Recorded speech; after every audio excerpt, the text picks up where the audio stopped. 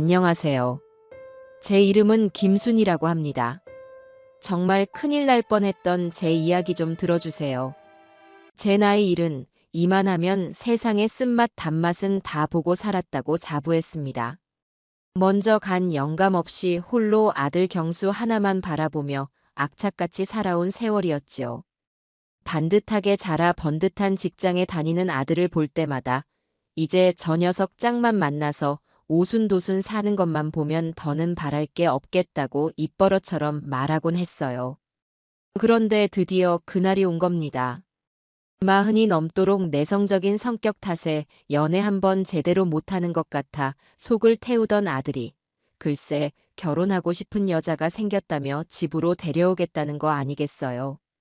전화기 너머로 들려오는 아들의 목소리는 평생 들어본 적 없을 만큼 들떠 있었고 제 가슴도 덩달아 쿵쾅거리기 시작했습니다. 아들이 온다고 한 날 저는 새벽부터 일어나 집 안 구석구석을 쓸고 닦았습니다.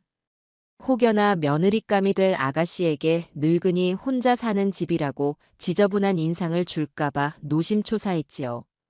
창틀에 먼지 하나까지 용납할 수 없었어요. 아들이 좋아하는 갈비찜을 푹 재워놓고 잡채에 들어갈 채소도 곱게 채 썰어 볶아냈습니다. 나물도 3가지나 무치고 정갈하게 끓인 미역국까지 상에 올리니 진수성찬이 따로 없더군요. 행여나 입맛에 맞지 않으면 어쩌나 걱정하면서도 어서 그 아가씨의 얼굴을 보고 싶은 마음의 현관 쪽으로 자꾸만 시선이 향했습니다. 딩동. 드디어 초인종이 울렸고 제 심장은 발치까지 내려앉는 듯 했습니다. 헛기침 한 번 하고 최대한 인자한 미소를 지으며 문을 열자 잔뜩 긴장한 얼굴의 아들 뒤로 그림처럼 단아한 아가씨 한 명이 서 있었어요. 어머니, 내가 말씀드렸던 박나리 씨야. 아들의 소개에 박나리라는 아가씨가 고개를 살짝 숙이며 제게 인사를 건넸습니다. 어머님, 처음 뵙겠습니다. 박나리입니다. 말씀 많이 들었어요. 참 곱고 반듯한 아가씨였어요. 단아한 원피스 차림에 과하지 않은 화장, 차분하게 내리깐 눈매와 상냥한 목소리까지. 누가 봐도 흠잡을 데 없는 그런 며느리감이었죠. 저는 첫인상부터 마음이 활짝 열리는 것을 느꼈습니다. 어서 와요. 오느라 고생 많았지. 밖이 추운데 얼른 들어와요. 제가 손을 내밀자 나리 씨는 제 손을 두 손으로 공손히 잡으며 아니에요, 어머님. 집이 너무 아늑하고 따뜻해요. 라며 생긋 웃어 보였습니다. 그 미소의 경계심 같은 건 눈 녹듯 사라져 버렸어요. 식탁에 앉아 식사를 하는 내내 나리 씨는 제 칭찬을 아끼지 않았습니다. 갈비찜이 입에서 살살 녹는다. 잡채는 간이 어쩜 이리 딱 맞느냐. 어머님 음식 솜씨는 정말 최고이신 것 같다며 어찌나 살갑게 구는지 모르겠어요. 빈말이 아니라 정말로 맛있게 먹는 모습에 저도 모르게 어깨가 으쓱해졌습니다. 아들 녀석은 그저 해벌쭉해서는 나리 씨의 그릇에 반찬을 올려주기 바빴고요. 그 모습을 보니 이제 정말 우리 아들도 장가를 가는구나 하는 생각에 코끝이 찡해졌습니다. 이런저런 이야기를 나누다 보니 나리 씨에 대해 더 잘 알게 되었어요. 국내에서 손꼽히는 대기업인 골드금 그룹 회장님 비서실에서 근무하고 있다고 하더군요. 어쩐지 말과 행동 하나하나가 똑 부러지고 야무지다 싶었습니다. 부모님은 두 분 다 평생을 교직에 몸담으셨고 지금은 정년퇴임하셔서 강원도 쪽에서 전원 생활을 하고 계신다고 했어요. 듣는 내내 어쩜 이렇게 빠지는 구석이 하나도 없을까 하는 생각뿐이었습니다. 배경도 훌륭하고 성품도 고와 보이고 제 아들을 바라보는 눈에서는 꿀이 뚝뚝 떨어지니 이보다 더 완벽한 며느리가 어디 있겠어요. 저는 속으로 덩실덩실 춤이라도 추고 싶은 심정이었습니다. 아들이 드디어 복덩이를 만났구나 싶었지요. 집에서의 즐거운 식사가 끝나고 아들은 분위기를 이어가고 싶었는지 근처에 새로 생긴 예쁜 카페에 가서 커피나 한잔하자고 제안했습니다. 나리 씨도 너무 좋아요. 어머님이랑 더 오래 있고 싶었는데. 라며 맞장구를 쳤고 우리는 함께 집을 나섰습니다. 카페는 통유리로 되어 있어 햇살이 가득 들어오는 참 밝고 환한 곳이었어요.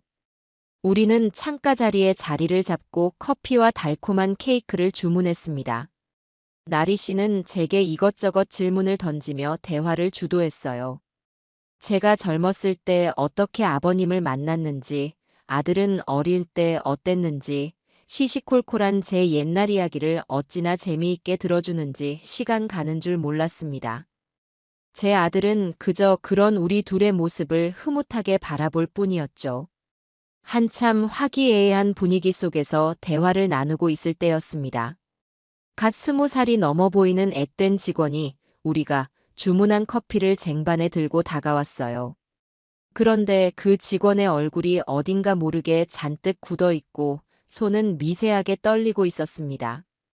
어디 몸이 안 좋은가 하고 생각하는 순간 일이 터지고 말았습니다. 직원이 제 앞에 커피잔을 내려놓으려다 그만 손을 크게 휘청하며 들고 있던 커피를 제게 몽땅 쏟아버린 겁니다. 어머. 뜨거운 커피가 하얀 블라우스 위로 쏟아지며 순식간에 갈색으로 물들였어요. 뜨거운 기운에 저도 모르게 비명을 질렀습니다. 죄송합니다. 정말 죄송합니다. 직원은 사색이 되어서는 어쩔 줄을 몰라 하며 연신 고개를 숙였습니다. 아들과 나리 씨도 깜짝 놀라 자리에서 일어났죠. 엄마, 괜찮아? 많이 뜨겁지? 어머님, 괜찮으세요? 어쩌면 좋아. 나리 씨는 가방에서 손수건을 꺼내 제 옷을 닦아주려고 했어요. 저는 괜찮다고 손사래를 치며 당황한 직원을 먼저 진정시켰습니다. 괜찮아요, 아가씨. 일부러 그런 것도 아닌데. 놀랐겠네. 하지만 직원은 금방이라도 울 것 같은 얼굴로 제게 다가와 냅킨 뭉치를 건넸습니다. 정말 죄송해요. 이걸로라도 우선 닦으세요. 직원은 제 손에 냅킨을 쥐어주며 다시 한번 고개를 푹 숙이고는 황급히 자리를 떠났습니다. 저는 냅킨으로 옷을 톡톡 두드리며 젖은 부분을 닦아냈어요. 그런데 손끝에 무언가 이상한 감촉이 느껴졌습니다. 냅킨 뭉치 안에 무언가 딱딱하고 네모난 것이 접혀 들어있는 듯한 느낌이었죠. 순간 이상한 예감이 스쳤지만 아들과 나리 씨가 보고 있는 앞에서 확인할 수는 없었습니다. 저는 아무렇지 않은 척 냅킨을 주머니에 슬쩍 밀어넣고는 괜찮으니 이만 집으로 돌아가자고 말했습니다. 옷도 버렸고 분위기도 깨졌으니 더 앉아있을 기분이 아니었어요. 집으로 돌아오는 차 안에서 아들과 나리 씨는 연신 제 걱정을 했습니다. 그 직원 교육을 어떻게 받은 건지 몰라. 세탁비라도 받아왔어야 했는데. 아들이 투덜거렸고 나리 씨는 그래도 어머님이 크게 안 다치셔서 정말 다행이에요. 집에 가셔서 얼른 옷 갈아입으셔야겠어요. 라며 저를 챙겼죠. 하지만 제 온 신경은 주머니 속에 들어있는 정체 모를 종이 조각에 쏠려 있었습니다. 심장이 이유 없이 두근거렸고 불길한 예감이 머릿속을 떠나지 않았어요. 아들이 나리 씨를 바래다 주고 집으로 돌아오기까지의 시간이 영원처럼 길게 느껴졌습니다.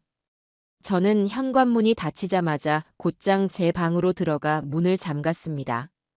그리고 떨리는 손으로 주머니에서 냅킨 뭉치를 꺼냈어요. 냅킨을 펼치자 그 안에서 곱게 접힌 작은 쪽지 하나가 모습을 드러냈습니다. 마른 침을 꿀꺽 삼키고 저는 조심스럽게 쪽지를 펼쳤습니다. 그 안에는 여자아이의 것 같은 작고 동글동글한 글씨가 제 심장을 겨누고 있었습니다. 저 여자 사기꾼이에요. 지난번에도 다른 남자한테 똑같이 접근했어요. 조심하세요. 순간 눈앞이 캄캄해지고 숨이 턱 막히는 것 같았습니다. 머리를 한 대 세게 얻어맞은 듯 멍한 상태로 저는 그 짧은 문장을 몇 번이고 다시 읽었습니다. 사기꾼. 저렇게 상냥하고 완벽해 보이는 나리 씨가 사기꾼이라니. 도무지 믿을 수가 없었어요. 이건 분명 무슨 오해일 거라고, 그 직원이 사람을 잘못 본 것일 거라고 애써 스스로를 다독였습니다. 하지만 심장 한구석에서 피어오르는 싸늘한 불안감은 좀처럼 가시지를 않았습니다. 생각해보니 이상한 점이 한두 가지가 아니었어요. 왜 그 직원은 하필 제게만 커피를 쏟았을까요? 그리고 왜 그런 위험한 내용을 쪽지로 몰래 건네야만 했을까요? 머릿속이 터질 것처럼 복잡했습니다. 당장 아들에게 이 사실을 말해야 할까? 하지만 이제 막 사랑에 빠져 세상 전부를 얻은 듯 행복해하는 아들의 얼굴이 떠올랐습니다. 아무런 증거도 없이 이 쪽지 한 장만 가지고 섣불리 이야기를 꺼냈다가는 오히려 저를 이상한 시어머니 취급하며 아들과 나리 씨의 관계만 더 돈독하게 만들어주는 꼴이 될지도 모릅니다. 아들 녀석의 저 순진하고 고지식한 성격을 누구보다 제가 잘 알았으니까요. 자기가 믿는 것은 끝까지 밀어붙이는 황소고집을요. 저는 깊은 한숨을 내쉬며 쪽지를 곱게 접어 서랍 깊숙한 곳에 넣었습니다. 그래, 아직은 아무것도 단정 지을 때가 아니야. 섣불리 움직였다가는 모든 것을 망칠 수 있다. 일단은 아무것도 모르는 척 평소처럼 행동하는 겁니다. 그리고 내 눈으로, 내 힘으로 직접 확인해 보는 수밖에요. 박날이라는 저 여자의 진짜 얼굴이 무엇인지, 내 아들을 진심으로 사랑하는 여자인지, 아니면 내 아들의 인생을 망치러 온 사기꾼인지 반드시 밝혀내고야 말겠다고 다짐했습니다. 이른 평생을 지켜온 내 아들과 우리 가정을 정체 모를 여자에게 순순히 내어줄 생각은 눈꼽만큼도 없었어요. 아무도 모르게 조용히 저 혼자만의 전쟁이 시작된 것입니다. 그 완벽한 가면 뒤에 숨겨진 진실을 마주할 때까지 저는 결코 멈추지 않을 겁니다. 그날 이후 제 일상은 완전히 달라졌습니다. 겉으로는 평소와 다름없이 아침에 일어나 밥을 하고 동네 노인정에 나가 친구들과 웃고 떠들었지만 제 머릿속은 온통 박날이라는 여자와 그날의 쪽지에 대한 생각으로 가득 차 있었어요. 잠을 자다가도 벌떡벌떡 깨기 일쑤였고 밥을 먹어도 모래를 씹는 것처럼 맛을 느낄 수가 없었습니다. 아들 경수는 아무것도 모른 채 그저 나리 씨와의 통화에 여념이 없었고 전화기 너머로 들려오는 그 애교 섞인 목소리를 들을 때마다 저는 등줄기에 소름이 돋는 것을 느껴야만 했습니다. 저 목소리 뒤에 과연 어떤 진실이 숨어 있는 걸까? 저는 조급한 마음을 억누르고 차근차근 계획을 세우기 시작했습니다. 뱀을 잡으려면 굴에 들어있는 놈을 섣불리 건드려서는 안 되는 법이지요. 스스로 모습을 드러내게 만들 미끼를 던져야만 했습니다. 며칠이 지난 저녁이었습니다. 저는 일부러 아들이 가장 좋아하는 LA 갈비를 푸짐하게 재워 저녁상에 올렸습니다. 아들은 오랜만에 먹는 갈비에 신이 나서 젓가락을 놀렸죠. 저는 아무렇지 않은 척 아주 자연스럽게 대화를 시작했습니다. 그래, 나리 아가씨는 요즘도 많이 바쁜가 보구나. 통화하는 목소리를 들어보니 아주 씩씩하던데. 제 말에 아들은 입안 가득 갈비를 넣고 우물거리면서도 좋아서 어쩔 줄 모르는 얼굴로 대답했어요. 그럼요, 어머니. 비서실 일이 보통 힘든 게 아니잖아요. 그래도 나리는 정말 대단해요. 힘든 내색 한 번 안 하고 오히려 제 걱정을 더 많이 해주는걸요. 저는 고개를 끄덕이며 다음 질문을 던졌습니다. 회장님 비서실이면 출장도 잦겠구나. 해외로도 자주 나가고 그러나? 아들은 잠시 고개를 갸웃하더니 아니요, 그렇지는 않은 것 같아요. 나리는 주로 사무실에서 회장님 일정 관리나 내빈 응대를 담당하는 것 같더라고요. 해외 출장은 주로 수행팀에서 나간다고 했어요. 라고 대답했습니다. 저는 속으로 그렇지 해외까지 나갔다가는 꼬리가 길어질 테니라고 생각하며 또 다른 질문을 던졌죠. 참, 나리 아가씨는 대학에서 뭘 전공했다고 했지? 부모님이 두 분 다 선생님이셨으니 아무래도 인문학 쪽을 공부했으려나? 제 질문에 아들은 조금의 망설임도 없이 대답했습니다. 네, 국문학 전공했대요. 그래서 그런지 말도 참 예쁘게 잘하잖아요. 어머님이랑도 대화가 잘 통할 거예요. 너무나도 완벽하고 막힘없는 대답이었습니다. 마치 누군가 미리 써준 대본을 줄줄 읽는 것처럼요. 저는 그 완벽함 속에서 오히려 더 큰 위화감을 느꼈습니다. 진짜 살아온 이야기는 군데군데 허점도 있고 기억이 가물가물한 부분도 있기 마련인데 나리 씨의 인생 이야기는 한편의 잘 짜인 소설처럼 너무나 매끄러웠어요. 그날 밤 저는 잠을 이룰 수가 없었습니다. 아들의 말을 곱씹으면 곱씹을수록 의심은 눈덩이처럼 불어났지요. 다음 날 저는 아들이 출근하자마자 옷을 챙겨 입고 집을 나섰습니다. 제 발걸음이 향한 곳은 바로 그날의 카페였어요. 쪽지를 건네준 그 직원을 만나야만 했습니다. 그녀가 모든 진실의 시작점이자 유일한 증인이었으니까요. 하지만 카페에 들어섰을 때 카운터에는 낯선 얼굴의 직원이 서 있었습니다. 저는 실망감을 감추고 커피를 한 잔 주문한 뒤 가장 구석진 자리에 앉아 하염없이 기다렸습니다. 1시간, 2시간. 점심시간이 지나고 오후가 되었지만 제가 찾는 직원은 끝내 나타나지 않았어요. 저는 하는 수 없이 자리에서 일어나 카운터로 향했습니다. 저기 아가씨. 며칠 전에 여기서 일하던 키가 아담하고 머리를 동그랗게 묶은 아가씨가 있었는데 혹시 오늘 쉬는 날인가요? 제 질문에 직원은 저를 한번 훑어보더니 고개를 갸웃했습니다. 글쎄요, 저희가 아르바이트생이 여러 명이라. 언제쯤 보셨는데요? 한 사나흘 전쯤 제가 여기서 옷에 커피를 쏟아서 그 아가씨가 처리를 도와줬거든요. 고맙다는 인사를 하고 싶어서요. 제 말에 직원은 그제야 아 하는 표정을 짓더니 말했습니다. 아, 민지 말씀이시구나. 걔 오늘 비번이에요. 아마 내일 모레쯤 저녁 타임에 나올 거예요. 저는 다행이라는 생각에 가슴을 쓸어내리며 고맙다는 인사를 하고 카페를 나섰습니다. 이제 이틀만 더 기다리면 되는 것이었어요. 그리고 약속된 이틀이 지났습니다. 저는 저녁 시간이 되자마자 다시 그 카페를 찾았습니다. 심장이 어찌나 세차게 뛰는지 금방이라도 입 밖으로 튀어나올 것만 같았어요. 카페 문을 열고 들어서는 순간 제 눈에 익숙한 얼굴이 들어왔습니다. 바로 그 직원 민지 양이었습니다. 그녀는 손님에게 줄 음료를 만드느라 여념이 없었죠. 그녀 역시 저를 발견하고는 순간적으로 몸이 굳어지는 것을 똑똑히 보았습니다. 그녀의 눈빛은 겁에 질려 있었어요. 저는 그녀를 불안하게 만들지 않기 위해 그저 조용히 창가 자리에 앉아 커피를 주문했습니다.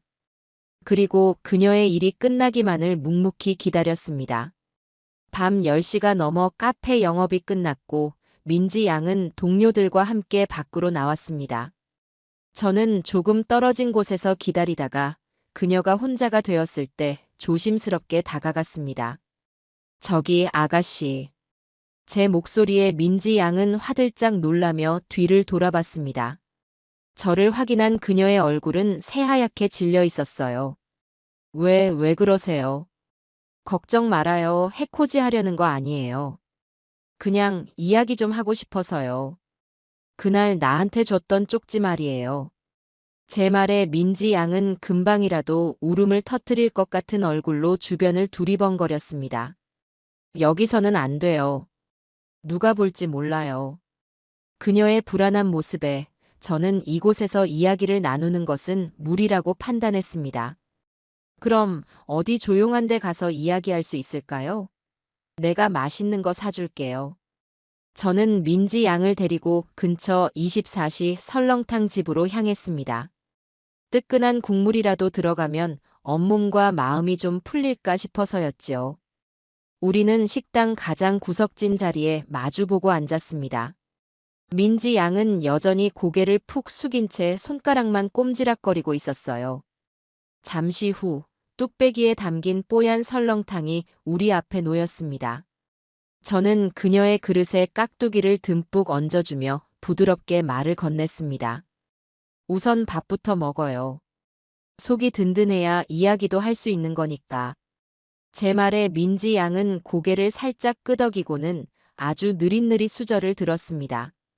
한참 동안 우리는 아무 말 없이 밥만 먹었습니다.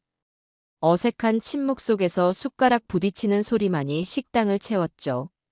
그녀가 뚝배기를 거의 다 비웠을 때쯤 저는 조심스럽게 입을 열었습니다. 이제 이야기해 줄 수 있겠어요? 그 여자에 대해서요. 그러자 민지 양의 눈에서 기어이 눈물 방울이 뚝뚝 떨어지기 시작했습니다. 그녀는 흐느끼며 그동안 가슴에 담아두었던 이야기를 본물처럼 쏟아냈습니다. 그녀에게는 나이 차이가 꽤 나는 오빠가 한 명 있다고 했어요. 부모님 없이 둘이서 의지하며 살아왔고, 오빠는 착실하게 인테리어 기술을 배워 자기 이름으로 된 작은 가게를 차리는 게 꿈이었다고 합니다. 몇 년간 밤낮 없이 일해서 가게를 열 자그마한 자금을 마련했을 때, 바로 그때 박나리가 나타났다고 했어요. 그때 박나리는 김민서라는 다른 이름을 쓰고 있었고, 유명 갤러리의 큐레이터 행세를 했다고 합니다. 우연히 만난 것처럼 오빠에게 접근해서 상냥하고 지적인 모습으로 그의 마음을 단숨에 사로잡았다고요. 그리고는 결혼을 약속하고 우리 결혼하면 내가 아는 관장님 통해서 오빠 가게 일감은 얼마든지 밀어줄 수 있다. 그러니 가게를 좀 더 크게 강남에 번듯하게 열자. 부족한 돈은 내가 갤러리 지분을 담보로 대출을 받아서 보태주겠다고 꼬드겼다는 겁니다. 민지 양의 오빠는 그 말을 철석같이 믿고 가게 보증금으로 쓰려던 돈과 여기저기서 끌어모은 대출금 전부를 그 여자에게 넘겼다고 했어요. 하지만 그 돈이 넘어가자마자 김민서는 연기처럼 사라져버렸습니다. 전화번호도 살던 오피스텔도 갤러리도 모두 거짓말이었습니다. 저희 오빠 그 충격으로 식음을 전폐하고 방에 틀어박혀서 폐인처럼 지내요. 빚쟁이들은 매일같이 찾아오고 저희는 정말 지옥 속에 살고 있어요. 민지 양은 테이블 위로 엎드려 서럽게 울었습니다. 저는 그 가녀린 어깨가 안쓰러워 가만히 등을 토닥여 주었습니다. 그런데 어떻게 그 여자가 박나리라는 걸 알았어요? 그리고 왜 나한테 그런 위험을 무릅쓰고 쪽지를 건넨 거예요? 제 질문에 민지 양은 눈물을 닦고 고개를 들었습니다. 그날 그 여자가 어떤 남자랑 같이 카페에 들어오는데 얼굴을 보는 순간 심장이 멎는 줄 알았어요. 이름은 달랐지만 제 인생을 망가뜨린 그 여자 얼굴이 분명했으니까요. 또 다른 남자를 똑같은 수법으로 속이려는 게 뻔히 보였어요. 모른 척할 수가 없었어요. 할머님께서는 저희 오빠처럼 당하시지 않았으면 했어요. 그래서 저도 모르게 민지 양의 이야기를 듣고 나니 의심은 확신으로 바뀌었습니다. 가슴속에서 뜨거운 분노가 치밀어 올랐어요. 감히 내 아들에게, 내 가족에게 그런 더러운 수작을 부리려 하다니. 용서할 수가 없었습니다. 저는 민지 양의 손을 꼭 잡았습니다. 아가씨, 정말 고마워요. 아가씨의 그 용기 덕분에 우리 아들이 구렁텅이에 빠지는 걸 막을 수 있을지도 몰라요. 정말 고마워요. 제 말에 민지 양은 그저 고개를 저을 뿐이었습니다. 저는 결심했습니다. 이것은 더 이상 저 혼자만의 싸움이 아니라고. 민지 양과 그 오빠의 억울함까지 제가 반드시 풀어주어야만 했습니다. 그 악랄한 사기꾼에게 똑똑히 가르쳐줘야만 했습니다. 남의 눈에 피눈물 내면 자기 눈에서는 피고름이 흐르게 된다는 것을요. 저는 민지 양에게 연락처를 받고 앞으로 무슨 일이 생기면 꼭 연락하겠다고 약속한 뒤에야 무거운 발걸음으로 집으로 돌아왔습니다. 그날 밤 저는 비로소 깊은 잠에 들 수 있었습니다. 이제 무엇을 해야 할지 목표가 분명해졌기 때문입니다. 민지 양의 증언은 제게 확신과 함께 싸워야 할 이유를 주었습니다. 이제 더 이상 망설일 시간이 없었어요. 박나리의 정체를 밝혀낼 증거를 하나씩 차근차근 모아야만 했습니다. 감정에 휩쓸려 섣불리 움직였다가는 오히려 꼬리를 잡힐 수 있었으니까요. 저는 그 누구보다 냉정하고 치밀해져야만 했습니다. 첫 번째 목표는 바로 나리가 거짓으로 꾸며낸 그녀의 직장이었습니다. 대기업 골드금 그룹의 회장 비서실. 그럴듯한 배경이었지만 저는 그것이 사상 누각처럼 허술한 거짓말일 것이라고 확신했습니다. 다음 날 아침, 저는 아들이 출근하고 난 뒤 조용히 전화기를 들었습니다. 인터넷으로 찾아낸 골드금 그룹의 대표 번호를 누르는데 심장이 쿵쾅거리고 손끝이 떨려왔어요. 혹시라도 제 목소리가 떨려서 의심을 사면 어떡하나 걱정이 됐죠. 저는 몇 번이고 심호흡을 하며 목소리를 가다듬었습니다. 침착하자, 김순희. 너는 지금 아들의 동창회 일을 돕는 평범한 어머니일 뿐이야. 스스로에게 최면을 걸 듯 되뇌었습니다. 네, 골드금 그룹입니다. 무엇을 도와드릴까요? 수화기 너머로 젊고 상냥한 여직원의 목소리가 들려왔습니다. 저는 최대한 온화하고 어수룩한 말투로 연기를 시작했어요. 아, 네, 수고가 많으십니다. 제가 다름이 아니라 자랑스러운 K대 동문상 선정위원회에서 연락을 드렸는데요. 저는 잊지도 않은 대학과 단체의 이름을 둘러댔습니다. 올해 수상 후보자 중에 귀사에 근무하시는 박나리 팀장님이 추천되어서요. 본인 확인차 몇 가지만 여쭤보려고 하는데 혹시 비서실로 연결 좀 해주실 수 있을까요? 제 그럴듯한 거짓말에 직원은 잠시 당황하는 듯 했습니다. 아, 그러세요? 잠시만요. 저희 직원 명단을 한번 확인해 보겠습니다. 성함이 박나리 팀장님이라고 하셨죠? 저는 숨을 죽이고 전화기 너머의 소리에 귀를 기울였습니다. 타자기를 두드리는 소리, 종이를 넘기는 소리가 한참 동안 이어졌고 그 시간은 제게 영원처럼 느껴졌습니다. 잠시 후 직원이 조심스러운 목소리로 대답했습니다. 고객님. 저희 전 직원 명단을 다 확인해 보았는데요. 비서실은 물론이고 회사 전체에 박날이라는 이름을 가진 직원은 없는 것으로 나옵니다. 혹시 성함을 잘못 알고 계신 건 아닐까요? 심장이 쿵 하고 바닥으로 떨어지는 소리가 들리는 듯 했습니다. 올 것이 왔구나. 예상했던 결과였지만 막상 전화로 직접 확인하고 나니 온몸에서 힘이 쭉 빠져나가는 기분이었어요. 동시에 분노가 머리끝까지 치밀어 올랐습니다. 저는 애써 평정을 유지하며 대답했습니다. 어머, 그래요? 이상하다. 제가 뭔가 착오가 있었나 보네요. 바쁘신데 죄송했습니다. 전화를 끊고 나서 저는 한동안 멍하니 소파에 앉아 있었습니다.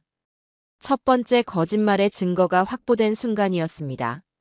하지만 이걸로는 부족했어요. 아들에게 그 회사에 전화해 보니 그런 사람 없다더라라고 말해봤자 어머니가 뭘 잘못하셨겠죠. 동명이인일 수도 있고요. 라며 나리를 감싸고 돌 것이 뻔했습니다. 아들이 빼도 박도 못할 훨씬 더 확실한 물증이 필요했어요. 그때 거실 탁자 위에 놓인 아들과 나리가 활짝 웃으며 찍은 사진이 눈에 들어왔습니다.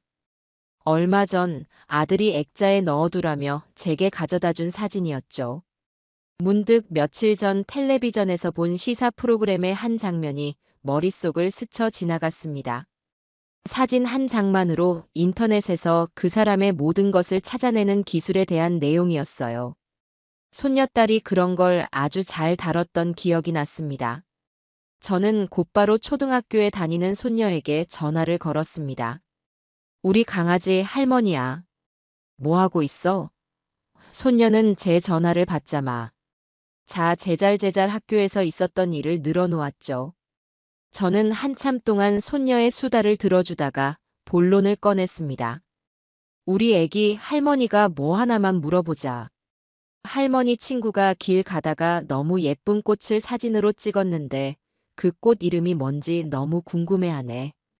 혹시 사진만 가지고도 그게 무슨 꽃인지 인터넷으로 알아볼 수 있는 방법이 있을까? 제 질문에 손녀는 아주 쉽다는 듯이 대답했습니다.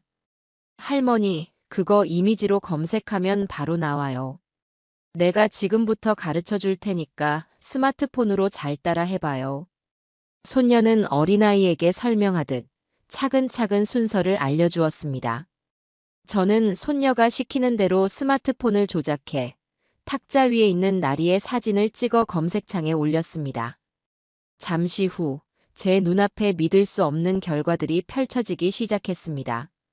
화면에는 박나리의 얼굴을 한 여자가 나오는 수십 개의 게시물이 떠올랐어요. 그런데 이름이 제각각이었습니다.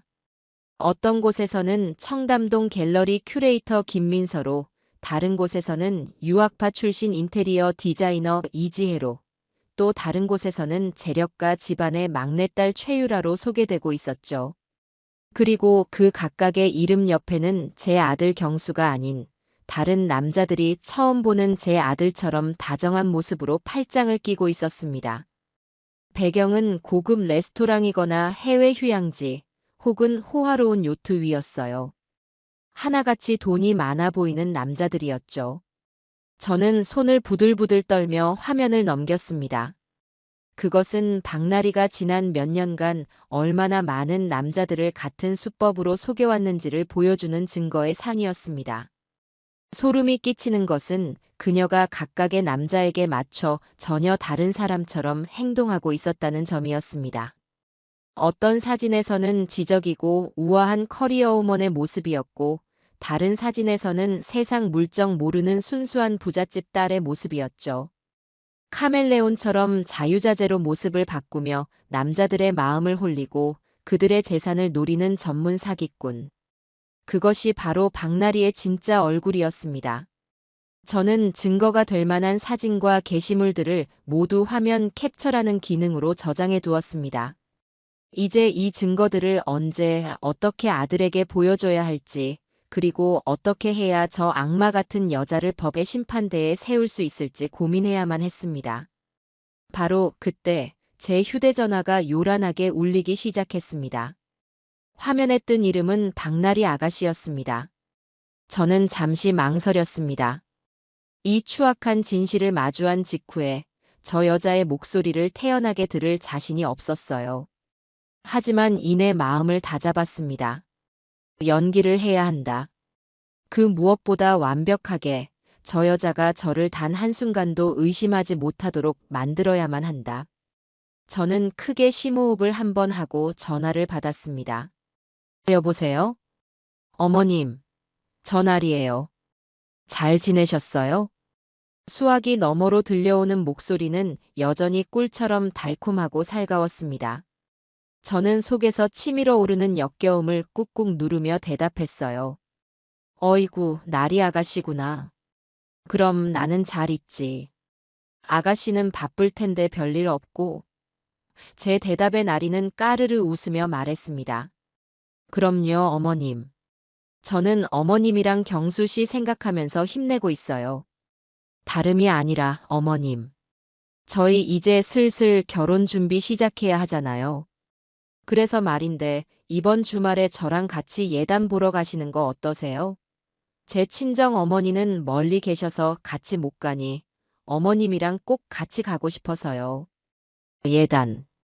그 말이 나오는 순간 저는 직감했습니다. 드디어 저 여자가 본격적으로 돈을 요구하기 위해 판을 깔기 시작했다는 것을요. 민지 양 오빠의 경우와 똑같은 순서였습니다. 저는 속으로 쾌재를 불렀습니다. 미끼를 던지기도 전에 물고기가 스스로 낚시의 바늘을 향해 돌진하고 있었으니까요. 저는 일부러 목소리를 한 톤 높여 세상 물정 모르는 시어머니처럼 기쁘게 대답했습니다. 어머나 세상에. 그럼 가야지. 100번이고 가야지. 우리 아들 장가 가는 건데 이 시어미가 뭐든 최고로 해주고 싶은 마음이지. 어디로 가면 되나? 아가씨가 좋은 대로 다 정해놔요. 제 들뜬 목소리에 나리는 아주 만족한 듯 했습니다. 정말요, 어머님? 역시 우리 어머님이 최고예요. 제가 아는 곳 중에 강남에서 아주 오랫동안 명품 예단만 전문으로 취급하는 곳이 있거든요. 품질 하나는 정말 확실한 곳이에요. 제가 예약해놓고 다시 연락드릴게요. 전화를 끊고 나서 저는 차갑게 식은 미소를 지었습니다. 그래, 어디 한번 해보렴. 너희들이 파놓은 그 함정으로 내가 기꺼이 걸어 들어가 주마. 하지만 마지막에 그 함정에 빠져 허우적거리는 건 너희들이 될 것이다. 저는 곧장 민지 양에게 전화를 걸어 나리가 예단 가게 이야기를 꺼냈다는 사실을 알렸습니다. 민지 양은 그 가게, 저희 오빠도 갔던 곳이에요. 주인하고 짜고 바가지를 엄청나게 씌우는 곳이에요. 라며 흥분했습니다. 모든 것이 제 예상대로 흘러가고 있었습니다. 이제 배우는 모두 준비되었고 무대도 마련되었습니다. 이 연극의 주인공인 저는 그 무엇보다 완벽한 연기를 펼쳐 보일 작정이었습니다. 약속한 주말이 되었습니다. 저는 옷장 깊숙한 곳에서 가장 감나가 보이는 옷과 가방을 꺼내 걸쳤습니다. 누가 봐도 아들 결혼에 돈 좀 쓰려는 어수룩한 시어머니처럼 보여야 했으니까요. 나리는 제 아파트 앞으로 번쩍이는 외제차를 몰고 와 저를 기다리고 있었습니다. 아마도 이 차 역시 다른 피해자에게서 뜯어낸 것이겠지요. 차에 오르자 나리는 제 옷차림을 위아래로 훑어보더니 아주 만족스러운 미소를 지었습니다. 어머님, 오늘 너무 고우세요. 꼭 사모님 같으세요. 그 말에 저는 속으로 곧 진짜 사모님 소리 듣게 될 사람은 너희들이 아니라 나다라고 되뇌며 겉으로는 호호, 뭘. 아가씨 옆에 서려니 늙은이가 주책 좀 부려봤지. 라며 손사래를 쳤습니다. 차가 도착한 곳은 강남의 한적한 골목에 위치한 겉보기에도 아주 고급스러워 보이는 한복 및 예단 전문점이었습니다. 통유리로 된 가게 안에는 눈이 부실 정도로 화려한 비단과 자개장들이 전시되어 있었죠. 우리가 차에서 내리자 기다렸다는 듯 가게 주인이 버선발로 뛰어나왔습니다. 복스럽게 생긴 중년의 여주인은 나리를 보자마자 마치 오래전부터 알고 지낸 사이처럼 반갑게 외쳤습니다. 어머, 우리 나리 양. 어서 와요. 이분이 말씀하신 시어머님이시구나. 아이고, 인상이 어쩜 이렇게 좋으세요. 딱 봐도이 넘치는 관상이시네. 가게 안으로 들어서자 주인은 저희를 가장 안쪽의 아늑한 상담실로 안내했습니다. 곧이어 따뜻한 대추차와 고급 한과가 상 위에 차려졌죠. 주인은 제 맞은편에 앉아 쉴 새 없이 칭찬을 늘어놓았습니다. 제가 입고 있는 옷이 고급스럽다. 피부가 이른이 넘은 나이로 보이지 않는다. 아드님이 이런 어머님을 둬서 정말 복받았다 등등. 듣기 좋은 말로 사람의 경계심을 무너뜨리는 수법이 아주 능수능란했어요. 잠시 후 나리가 주인에게 눈짓을 보내자 주인은 기다렸다는 듯 본론을 꺼냈습니다. 사모님, 우리 나리 양 같은 며느님을 얻으셨으니 예단도 아무거나 하실 수는 없지요. 집안의 격이라는 게 다 이런 데서 드러나는 법이거든요. 주인은 그렇게 말하며 직원들을 시켜 눈이 휘둥그레질 만큼 화려한 이불 세트와 그릇, 은수저 세트들을 우리 앞에 펼쳐 보였습니다. 이 이불은요, 100% 수작업으로 만든 명주소매, 이란에서 직접 수입한 최고급 실크로 만든 커버를 씌운 겁니다. 부부 금실을 좋게 하는 기운이 서려 있어서 덮고만 주무셔도 아들 내외가 평생 싸울 일이 없으실 거예요. 이 그릇 세트는 또 어떻고요? 이조백자의 맥을 잇는 장인이 한 점 한 점 빚어낸 작품입니다. 여기에 음식을 담아내면 그 품격이 달라지죠. 그녀의 설명은 무슨 약장수처럼 청산유수였습니다.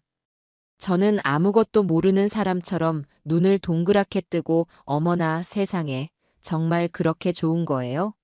라며 감탄사를 연발했습니다. 제 반응에 나리와 주인은 서로 만족스러운 눈빛을 교환하는 것을 저는 놓치지 않았습니다. 그런데 이렇게 좋은 것들은 값이 꽤나 비싸겠네요. 제가 조심스럽게 묻자 주인은 아주 인심 쓰는 척하며 대답했습니다.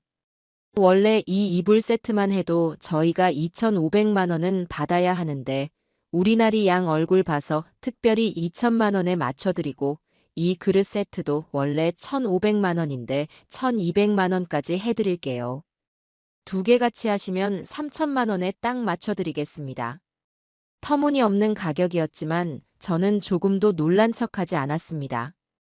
오히려 우리 아들 평생 행복하게 살 수만 있다면 그 정도 돈이 문제겠어요. 라며 흔쾌히 지갑을 여는 신용을 했죠. 바로 그때였습니다. 저는 어이쿠, 갑자기 기침이 나네. 라며 연기를 시작했습니다. 가방을 여는 척하며 테이블 밑으로 휴대전화를 꺼내 몰래 녹음 버튼을 눌렀습니다. 그리고는 화장실 좀 다녀와야겠네요. 나리 아가씨가 나 대신 좋은 걸로 잘 좀 골라봐줘요. 라며 자리에서 일어났습니다. 제가 화장실로 향하자 상담실에 남은 두 여자는 제가 들리지 않을 것이라고 생각했는지 목소리를 낮춰 자기들끼리 속삭이기 시작했습니다. 저는 화장실 문 앞에 서서 그들의 대화에 귀를 기울였습니다. 언니, 완전 제대로 걸려들었지?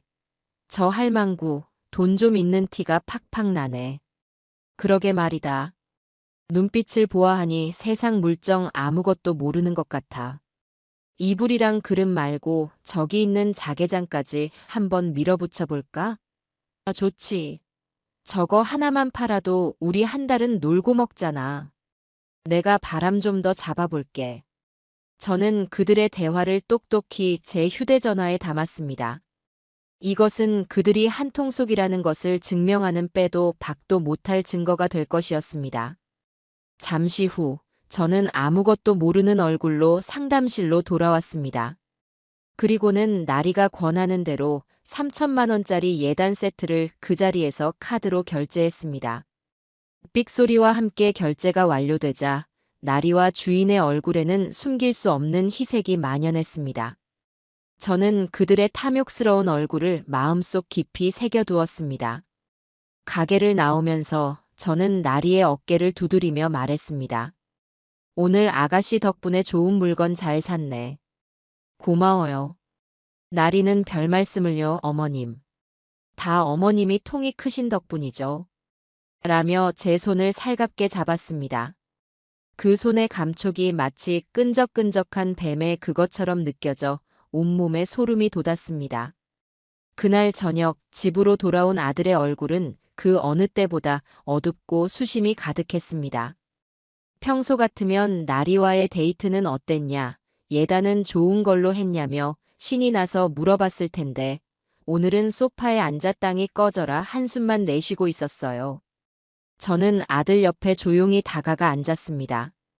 경수야, 무슨 일 있니? 어디 안 좋은 데라도 있는 거야? 제 질문에 아들은 한참을 망설이다가 어렵게 입을 열었습니다. 어머니, 드릴 말씀이 있어요. 아들의 목소리는 심하게 떨리고 있었습니다. 사실은 제가 어머니께 숨기고 있는 게 있어요. 제가 빚이 좀 많습니다. 저는 모든 것을 알고 있었지만 처음 듣는 이야기인 것처럼 놀란 표정을 지었습니다. 빚이라니? 아니, 그게 무슨 소리야? 너처럼 착실한 애가 무슨 빚을 져. 제 말에 아들의 눈시울이 붉어졌습니다. 죄송해요, 어머니. 몇 년 전에 잘 아는 선배 말만 믿고 주식에 손을 댔다가 크게 실패했어요. 그걸 만회해 보려고 다른 곳에 손을 댔는데 그게 잘못돼서 빚이 눈덩이처럼 불어났어요. 저는 아들의 등을 가만히 쓸어주었습니다. 그래서 그 빚이 얼마나 되는데? 아들은 차마 제 눈을 마주치지 못하고 고개를 숙인 채 대답했습니다. 원금만 2억이 넘어요. 이자까지 합하면 훨씬 더 되고요. 상상보다 훨씬 큰 금액에 저 역시 가슴이 철렁 내려앉았습니다. 아들은 울먹이며 말을 이었습니다. 매일같이 빚독촉에 시달리고 정말 죽고 싶다는 생각까지 했어요. 그런데 그때 나리를 만났어요. 나리가 제 사정을 다 알게 되었는데도 저를 떠나지 않고 오히려 자기가 도와주겠다고 했어요. 결혼만 하면 자기 집에서 이 정도 빚은 아무것도 아니라고 전부 해결해 주겠다고 약속했어요, 어머니. 역시나 모든 것이 그 여자의 계획대로였습니다. 아들의 약점을 틀어쥐고 구원자인 척하며 숨통을 조여오고 있었던 겁니다. 아들은 나리가 자신의 유일한 희망이자 동아줄이라고 굳게 믿고 있었습니다. 그때 아들이 제 손을 잡으며 말했습니다. 그런데 어머니, 나리가 그러는데 아주 확실한 투자 정보가 하나 있대요. 자기 집안 어른들만 아는 정보인데 이번에 투자하면 딱 한 달 안에 투자금의 3배를 벌 수 있는 기회라고. 그래서 말인데 어머니 저 좀 도와주시면 안 될까요? 어머니 돈을 빌려달라는 게 아니에요. 그냥 집을 담보로 대출만 좀 받게 해주세요. 원금은 물론이고 이자까지 제가 다 책임지고 갚을게요. 이번 한 번만 성공하면 저 이 지긋지긋한 빚 다 갚고 나리랑 떳떳하게 결혼할 수 있어요. 제발요, 어머니. 아들은 제게 애원하고 있었습니다. 그 절박한 눈빛을 보니 마음 한구석이 무너져 내리는 것 같았어요. 제 아들이 저 사기꾼 여자에게 얼마나 깊이 빠져 있는지, 얼마나 절박한 상황에 내몰려 있는지가 고스란히 느껴졌기 때문입니다. 저는 아들의 손을 뿌리치지 않았습니다. 대신 더 따뜻하게 잡아주며 말했습니다. 경수야, 엄마가 생각해 볼게. 너무 걱정하지 마라. 엄마가 어떻게든 방법을 찾아볼 테니 너는 나쁜 생각하지 말고 마음 편하게 먹고 있어. 저는 아들을 안심시키고 방으로 돌려보냈습니다.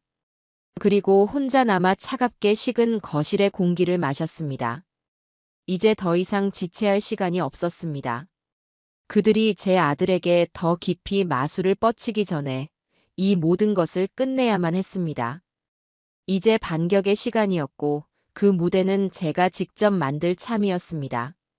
아들이 제게 돈 이야기를 꺼낸 다음 날 아침, 집안의 공기는 납덩이처럼 무겁게 가라앉아 있었습니다. 저는 아무 말 없이 아들이 좋아하는 북엇국을 끓여 아침상을 차렸습니다. 아들은 밤새 한숨도 자지 못한 사람처럼 퀭한 눈으로 식탁에 앉았죠. 숟가락을 들었지만 밥알을 깨작거릴 뿐 제대로 넘기지를 못했습니다. 그 모습을 보니 억장이 무너지는 것 같았지만 저는 마음을 굳게 먹고 입을 열었습니다.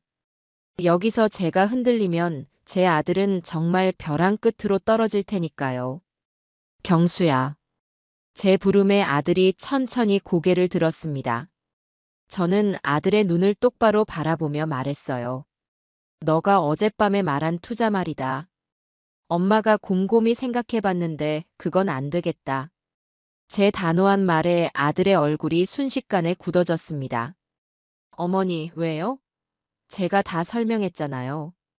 이번 한 번만 성공하면, 정말 이번 한 번만 성공하면 이 모든 걸 다 끝낼 수 있다고요. 아들의 목소리가 높아지기 시작했습니다. 저는 여전히 차분한 목소리로 대답했습니다. 경수야, 세상에 확실한 투자라는 건 없단다. 특히나 그렇게 짧은 시간에 큰 돈을 벌게 해준다는 말은 99%가 아니라 100% 사기야. 그리고 이 집은 그냥 집이 아니잖니. 너희 아버지가 평생을 바쳐 우리 식구 비바람 막아주려고 마련한 유일한 재산이고 너랑 나의 추억이 전부 담겨 있는 곳이야. 그걸 그런 불확실한 말 한마디에 담보로 잡힐 수는 없어. 제 말이 끝나자마자 아들은 자리에서 벌떡 일어섰습니다. 평생 저한테 언성 한 번 높인 적 없던 순하디 순한 아들이 눈에 붉은 핏발을 세우고 저를 노려보고 있었어요. 어머니는 저를 못 믿으시는군요. 그리고 나리도 못 믿으시는 거고요. 나리가 어떤 사람인데 어떻게 저한테 그런 거짓말을 하겠어요. 어머니는 그냥 제가 평생 이 빚더미 속에서 허우적거리면서 살기를 바라시는 거예요. 아들의 입에서 나온 말은 비수처럼 제 가슴에 날아와 박혔습니다. 아, 저 여자가 내 아들을 이렇게까지 망쳐놓았구나. 부모 자식 사이를 이간질하고 아들의 눈을 멀게 해 이성을 완전히 마비시켜버렸구나. 서운함과 분노에 눈물이 핑 돌았지만 저는 이를 악물고 참았습니다. 지금 우는 것은 아무런 도움이 되지 않았으니까요. 너 지금 제정신이 아니구나. 나가서 바람 좀 쐬고 머리 좀 식히고 와라. 그 머리로는 엄마랑 더는 이야기가 안 되겠다. 제 차가운 말에 아들은 입술을 부들부들 떨더니 네, 어머니 뜻이 정그러시다면 저도 어쩔 수 없죠. 제가 알아서 할게요. 라는 말을 남기고는 외투를 거칠게 챙겨 입고 현관문을 쾅 닫고 나가버렸습니다. 텅 빈 집 안에 홀로 남겨진 저는 한동안 그 자리에 못 박힌 듯 서 있었습니다. 아들이 마지막에 했던 말, 제가 알아서 할게요. 그 말이 불길한 메아리가 되어 제 귓가를 맴돌았습니다. 저대로 뒀다가는 정말 무슨 짓을 저지를지 모른다는 불안감이 엄습했어요. 저는 서둘러 제 외투를 챙겨 입고 아들의 뒤를 밟기 시작했습니다. 아들은 정처 없이 길을 걷는 듯 보였습니다. 저는 일정한 거리를 두고 조심스럽게 아들의 뒤를 따랐습니다. 행여나 들킬세라 가슴이 조마조마했지만 지금 아들을 놓치면 영영 후회하게 될 것만 같았어요. 한참을 걷던 아들은 갑자기 주머니에서 휴대전화를 꺼내 어디론가 전화를 걸었습니다. 전화를 끊고 나서는 다급하게 택시를 잡아탔죠. 저는 망설일 틈도 없이 뒤따라오는 다른 택시를 잡아타고는 기사에게 앞차를 놓치지 말고 따라가 달라고 부탁했습니다.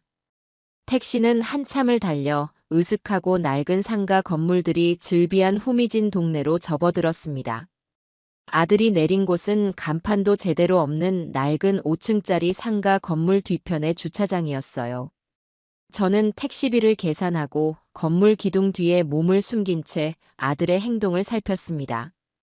아들은 주차장 한가운데서 초조하게 서성거리며 누군가를 기다리고 있었어요. 잠시 후 육중한 검은색 세단 한 대가 미끄러지듯 주차장으로 들어왔습니다. 차에서 내린 것은 한눈에 봐도 인상이 험악한 사내 2명이었습니다. 우락부락한 체격에 팔에는 빈틈없이 문신이 그려져 있었죠. 그들이 다가오자 제 아들은 겁먹은 강아지처럼 몸을 움츠렸습니다. 돈은 가져왔어? 우두머리로 보이는 남자가 턱짓으로 묻자 아들은 떨리는 손으로 품에서 봉투 하나를 꺼내 건넸습니다. 봉투를 열어 돈을 세어본 남자는 만족스럽지 않다는 듯 봉투를 아들의 가슴팍에 던졌습니다. 이게 다야? 야, 이자도 안 되는 거 알면서 장난해? 너 진짜 죽고 싶어? 남자는 아들의 멱살을 거칠게 움켜쥐었습니다. 아들은 저항도 하지 못한 채 속수무책으로 끌려갔어요. 죄송합니다. 정말 죄송합니다. 제가 곧 큰돈이 들어올 때가 있습니다. 일주일만 아니 사흘만 시간을 더 주십시오. 원금까지 전부 갚겠습니다. 큰돈? 너 같은 월급쟁이가 무슨 수로 큰돈을 만져. 또 어디서 사기라도 치시게. 남자가 비웃으며 아들을 밀치자 아들은 힘없이 시멘트 바닥에 주저앉고 말았습니다. 저는 그 광경을 보며 입술을 깨물었습니다. 당장이라도 뛰쳐나가 내 아들을 지키고 싶었지만 지금은 때가 아니었습니다. 저들의 얼굴과 차량 번호를 똑똑히 기억해두는 것이 먼저였어요. 사내들은 아들에게 다시는 빈손으로 나타나지 말라는 윽박을 몇 번 더 지르고는 침을 뱉고 차에 올라타 사라졌습니다. 홀로 남겨진 아들은 한참 동안이나 바닥에 주저앉은 채 어깨를 들썩이며 소리 없이 울고 있었습니다. 그 모습을 기둥 뒤에서 지켜보는 제 심장은 갈갈이 찢어지는 듯 했습니다. 내 아들이, 내 착하기만 하던 아들이 저런 험한 꼴을 당하고 있었다니. 내가 너무 무심했구나. 아들의 상처를 너무 늦게 알아챘구나. 후회와 자책이 파도처럼 밀려왔습니다. 그날 밤 아들이 지친 몸을 이끌고 집으로 돌아왔습니다. 아들은 저와 눈도 마주치지 않고 곧장 자기 방으로 들어가려고 했어요. 저는 그런 아들의 팔을 붙잡았습니다. 그리고 아무것도 묻지 않고 아들의 흐트러진 옷깃을 조용히 정리해 주었습니다. 아들의 멱살이 잡혔던 자리에는 희미하게 붉은 자국이 남아 있었어요. 경수야. 제 목소리에 아들은 끝내 참았던 눈물을 터뜨리고 말았습니다. 저는 그런 아들을 말없이 끌어안고 등을 토닥여 주었습니다. 한참을 아이처럼 울던 아들이 조금 진정이 되었을 때 저는 아들을 소파에 앉히고 따뜻한 차를 한 잔 내어 주었습니다. 이제 엄마한테 다 이야기해 줄 수 있겠니? 너를 이렇게 힘들게 하는 게 뭔지 전부 다. 제 조용한 말에 아들은 무너져 내렸습니다. 아들은 지난 몇 년간 자신이 겪었던 모든 일을 낱낱이 털어놓았습니다. 처음 선배의 말에 속아 주식 투자를 시작했던 일 손실을 보자 이성을 잃고 무리하게 돈을 빌려 투자했다가 사기를 당한 일 불어나는 빚을 감당할 수 없어 결국엔 손대지 말아야 할 사채에까지 손을 댔던 일까지. 그는 매일같이 걸려오는 빚독촉 전화와 협박에 시달리며 하루하루가 지옥 같았다고 했습니다. 그러다 정말 모든 것을 포기하고 싶었을 때 천사처럼 박나리가 나타났다는 겁니다. 나리는 아들의 모든 사정을 듣고도 그를 비난하지 않았다고 합니다. 오히려 누구나 살면서 실수는 할 수 있는 거다. 오빠 잘못이 아니다. 내가 옆에서 도와주겠다며 그를 감싸 안아주었다고 해요. 그리고는 결혼만 하면 자기 집안의 재력으로 이 모든 빚을 깨끗하게 청산할 수 있다며 그에게 희망을 심어주었다는 겁니다. 아들은 나리가 자신을 구원해줄 유일한 사람이라고 자신의 마지막 동아줄이라고 굳게 믿고 있었습니다. 그 이야기를 듣는 내내 저는 주먹을 꽉 쥐었습니다. 박나리는 제 아들의 약점을 파고들어 교묘하게 그를 심리적으로 지배하고 있었던 겁니다. 구원자인 척 다가와 결국엔 마지막 남은 것까지 모두 빼앗아갈 심산이었던 거죠. 모든 이야기를 마친 아들은 제 앞에서 고개를 들지 못했습니다. 어머니, 죄송해요. 정말 죄송해요. 어머니한테까지 짐을 지게 할 수는 없어서 혼자 해결해 보려고 했는데 일이 이렇게 커져버렸어요. 저는 흐르는 눈물을 닦고 아들의 손을 마주 잡았습니다. 아니, 경수야. 혼자서 얼마나 힘들었니? 그걸 왜 이제야 엄마한테 말했어? 너는 혼자가 아니야. 이제부터는 엄마가 있잖니. 제 말에 아들은 다시 눈물을 쏟았습니다. 저는 아들을 단단히 끌어안았습니다. 괜찮아, 아들아. 다 괜찮아.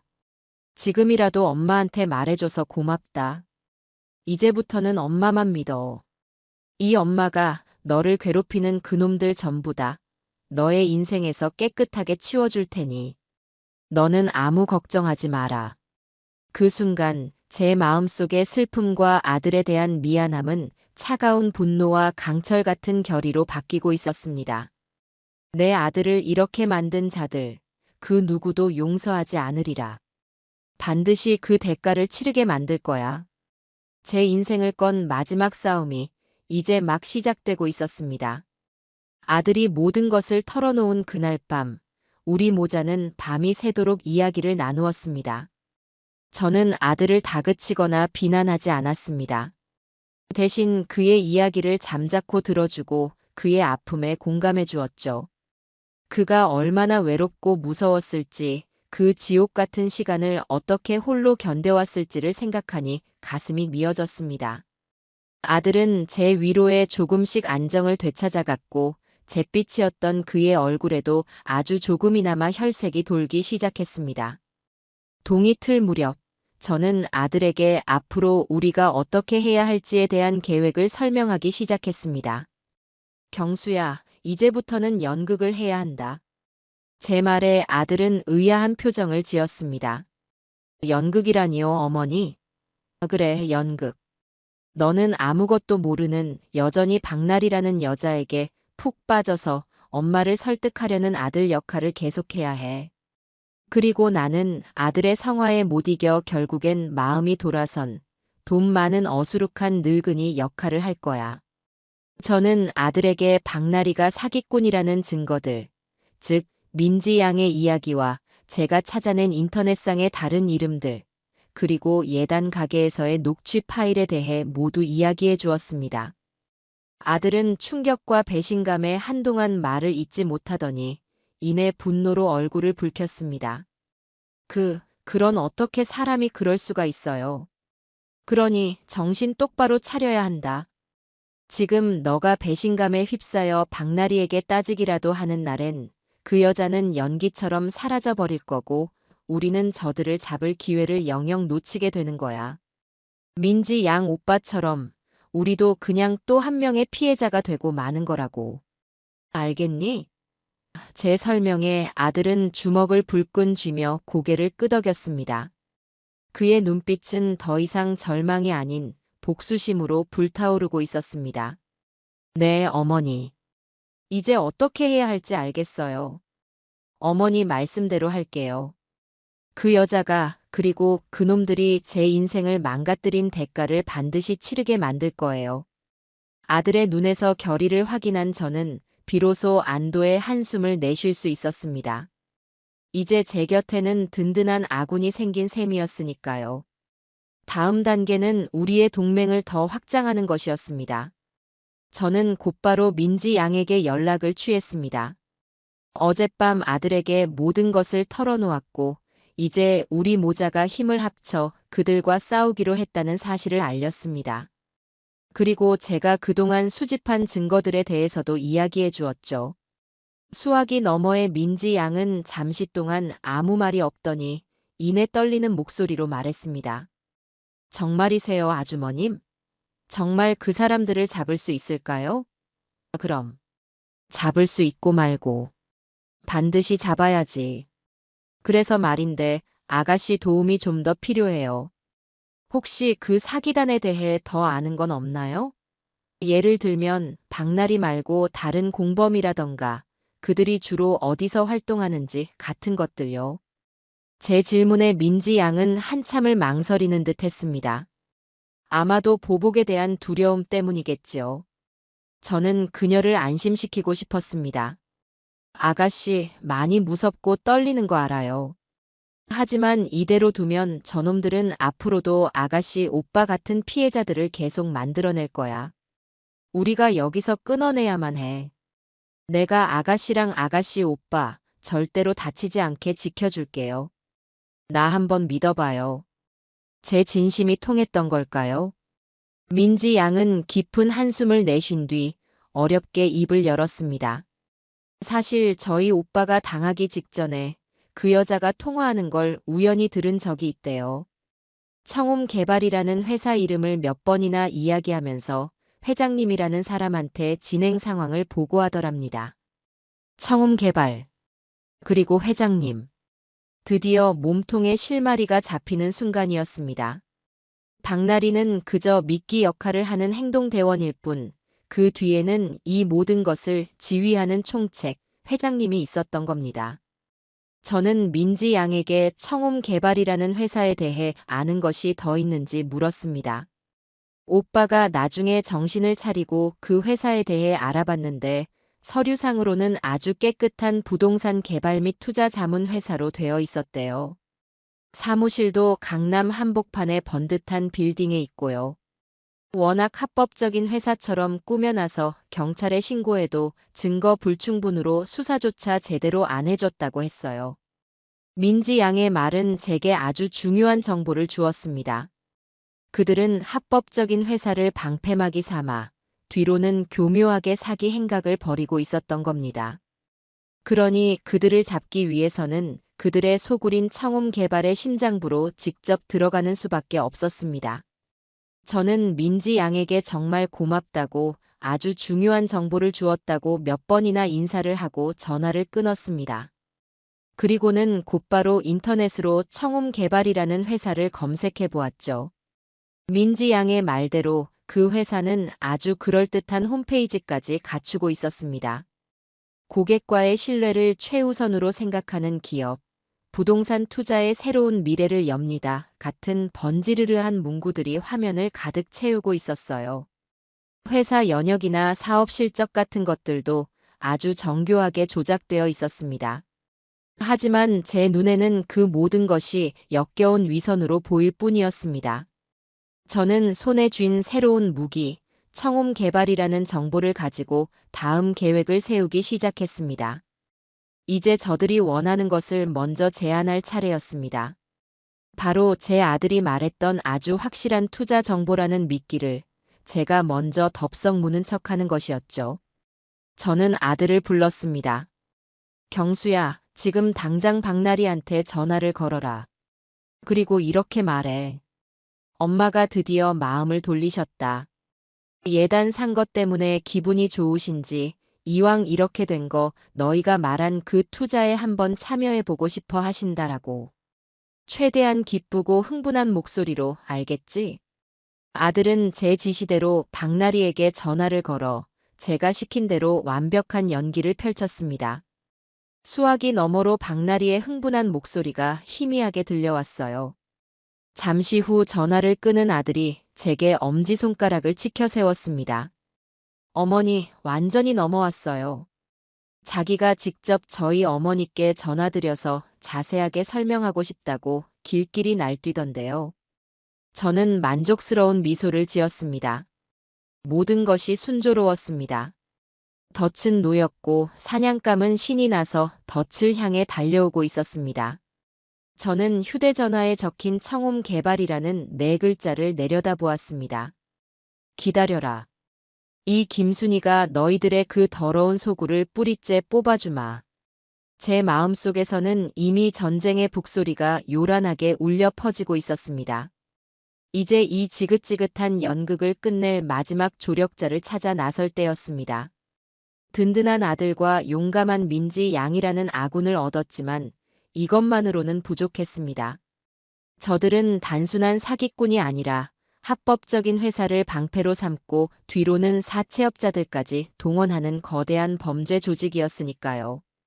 그들을 법의 심판대에 세우기 위해서는 결정적인 순간에 그들을 덮칠 수 있는 공권력의 도움이 절실했습니다. 제 머릿속에는 단 한 사람만이 떠올랐습니다. 지금은 은퇴했지만 젊었을 적 독사라는 별명으로 불릴 만큼 집요하고 유능했던 형사, 제 오랜 친구인 박영진이었습니다. 남편과 저, 그리고 영진이와 그의 아내까지 네 사람은 젊은 시절부터 아주 막역하게 지낸 사이였죠. 저는 수소문 끝에 영진이가 은퇴 후 작은 낚시터를 운영하고 있다는 사실을 알아내고 곧장 그곳으로 향했습니다. 제가 도착했을 때 영진이는 낚싯대를 들이운 채 한가롭게 세월을 낚고 있었습니다. 저를 발견한 그는 놀란 얼굴로 자리에서 일어났어요. 아니, 이게 누구야? 김순이 여사 아니신가? 이 귀한 분이 어쩐 일로 이 누추한 곳까지 행차하셨나? 오랜만에 만난 친구는 세월의 흔적이 얼굴에 역력했지만 그 눈빛만은 형사 시절처럼 여전히 날카롭게 빛나고 있었습니다. 우리는 평상에 마주 앉아 그동안의 안부를 물었습니다. 한참 동안 회포를 푼 뒤 저는 조심스럽게 본론을 꺼냈습니다. 영진아, 내가 오늘 너를 찾아온 건 다름이 아니라 부탁할 일이 있어서야. 아주 중요하고 또 아주 위험한 일이야. 제 심각한 표정에 영진이는 웃음기를 거두고 자세를 바로 했습니다. 저는 그에게 지난 몇 주간 있었던 모든 일을 털어놓았습니다. 아들에게 접근한 박나리라는 여자, 카페 직원이 건네준 쪽지, 제가 혼자서 수집한 증거들, 즉 가짜 직장과 여러 개의 다른 신분들, 예단 가게에서의 녹취 파일, 그리고 아들을 옥죄고 있는 사채업자들과 그들의 배후로 추정되는 청홈 개발이라는 회사에 대한 이야기까지. 저는 제가 가지고 있는 모든 자료를 그에게 보여주었습니다. 녹음된 내용을 듣고 나리의 다른 신분들이 담긴 사진들을 본 영진이의 표정은 점점 더 굳어져 갔습니다. 모든 이야기를 들은 영진이는 한동안 아무 말 없이 담배만 태웠습니다. 그리고는 길게 연기를 내뿜으며 말했죠. 순이야, 너 보통 내기가 아니구나. 내가 형사 생활 30년 하면서 너처럼 대담하고 치밀한 아마추어는 처음 본다. 이거 보통 사건이 아니야. 너가 말한 그 청홈 개발이라는 놈들, 몇 년 전부터 비슷한 수법으로 노인들이나 부녀자들 등쳐먹는다는 소문이 파다했던 전문 조직이야. 꼬리가 어찌나 긴지 잡으려고 할 때마다 미꾸라지처럼 빠져나가서 우리 후배들도 골치를 앓고 있었는데 너가 그놈들 소굴로 들어갈 판을 직접 짠 셈이구나. 영진이는 제 어깨를 두드리며 말했습니다. 알겠다. 이 일 내가 돕지. 아니, 반드시 도와야만 하겠구나. 너 혼자 상대하기에는 너무 위험한 놈들이야. 그는 곧바로 어디론가 전화를 걸었습니다. 김 팀장인가? 나 박영진인데. 지금 자네 팀에서 맡고 있는 부동산 투자 사기 조직 말이야.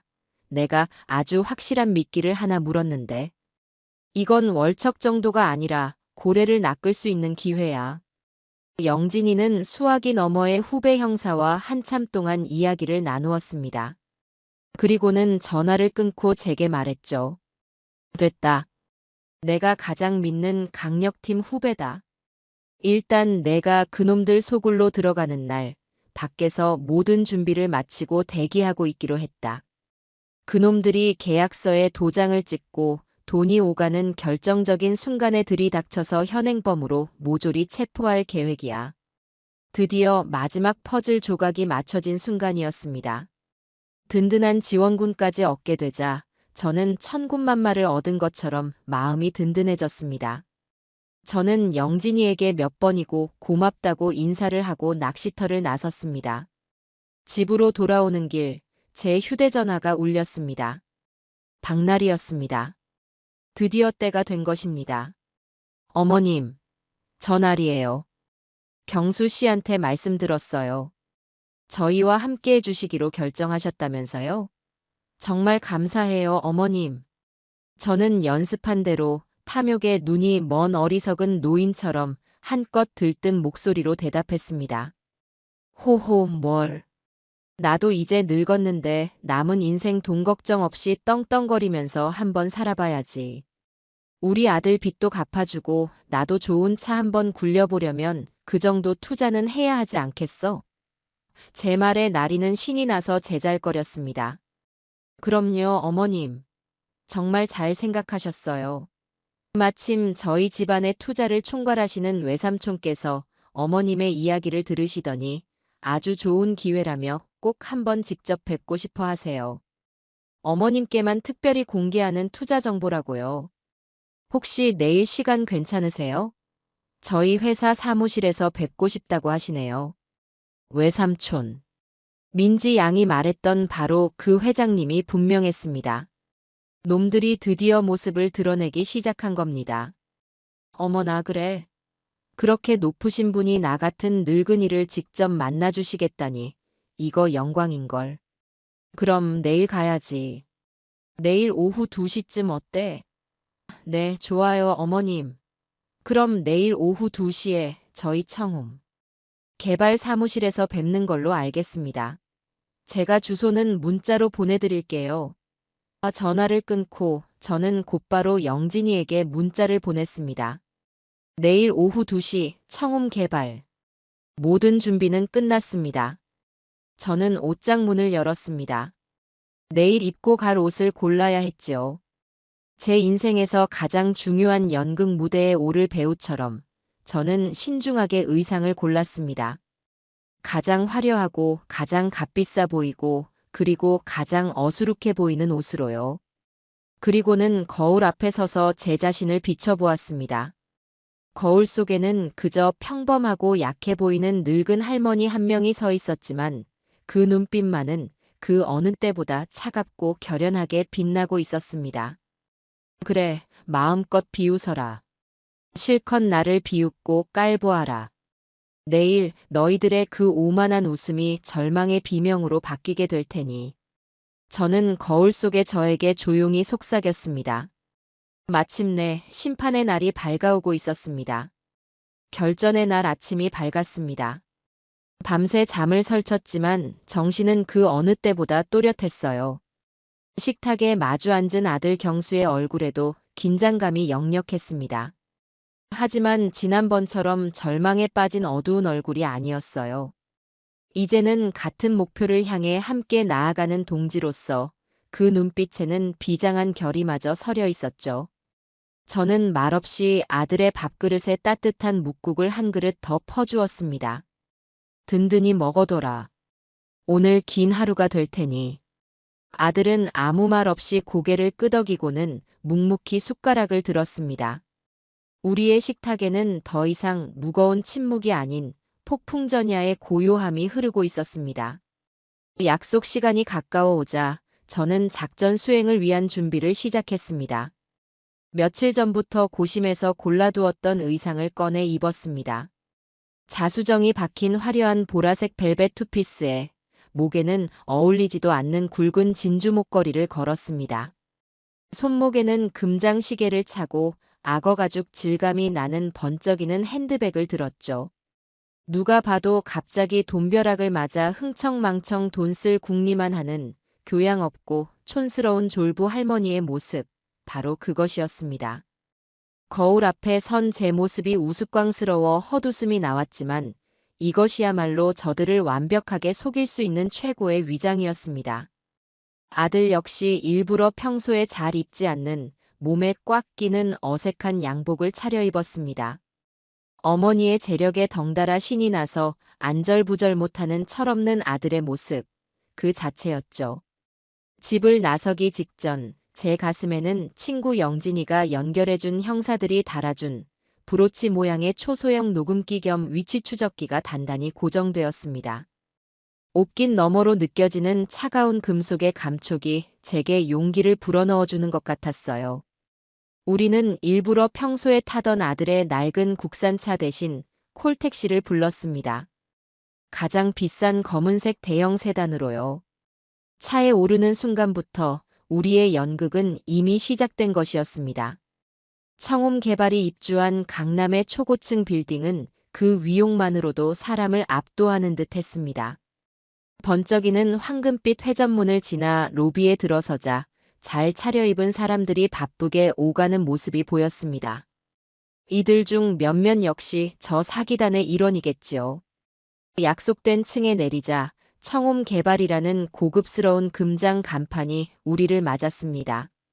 그리고 그 앞에서 기다리고 있던 박나리가 화사한 미소를 지으며 달려왔습니다. 어머님, 경수 씨, 어서 오세요. 기다리고 있었어요. 그녀는 오늘따라 더욱더 세련되고 지적인 커리어우먼의 모습이었습니다. 제 옷차림을 보고는 잠시 스쳐 지나가는 경멸의 빛을 저는 놓치지 않았지만 이내 그 눈빛을 감추고는 더욱 살갑게 굴었습니다. 어머님, 오늘 정말 멋쟁이신데요? 저희 외삼촌께서 보시면 정말 좋아하시겠어요. 나리의 안내를 받아 들어간 사무실 내부는 상상 이상으로 호화로웠습니다. 푹신한 카펫이 깔린 복도를 지나자 여기저기서 직원들이 일어나 우리에게 깍듯하게 인사를 했습니다. 물론 이들 모두가 연기자라는 것을 저는 알고 있었죠. 마침내 가장 안쪽에 있는 회장실이라는 팻말이 붙은 육중한 원목문 앞에 섰습니다. 나리가 문을 두드리자 안에서 들어오게 하는 중후한 목소리가 들려왔습니다. 사무실 안은 웬만한 집 거실보다도 넓었습니다. 거대한 책상 뒤에는 인상 좋은 중년의 남자가 앉아 있었죠. 바로 외삼촌이자 이 사기단의 총책인 오 회장이었습니다.